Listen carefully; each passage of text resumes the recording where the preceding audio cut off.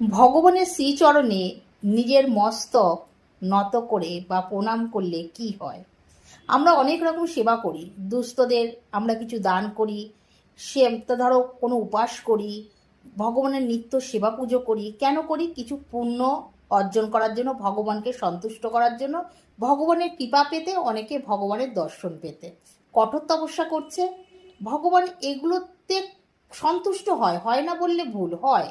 কিন্তু বেশি এই সন্তুষ্ট হয় কিসে জানো?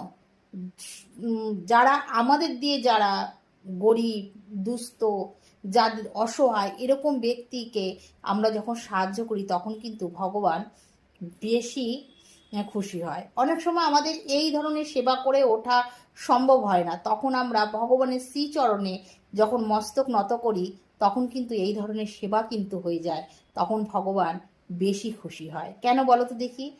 ভগবানের যে শ্রী অঙ্গ আছে, সেই অঙ্গে এক একটি স্থানে এক একটি বর্ণকে স্থান দিয়েছে।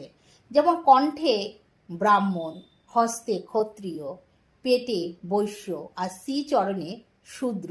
যখন ভগবানের শ্রীচরণে আমরা মাথাটা নত করি তখন কিন্তু আমরা শূদ্র যারা আছে তাদের কিন্তু আমরা সেবা করছি, তখন ভগবান বেশি খুশি হয়। এই জন্য ভগবানের শ্রীচরণে আমাদের মস্তক প্রতিনিয়ত মানে ঠেকানো উচিত। কেন? আমরা সবসময় দুস্থ, গরিব, অসহায় লোকদের সেবা করতে পারি না, কিন্তু ভগবানের শ্রীচরণ তো প্রতিদিন মাথা ঠেকাতে পারি।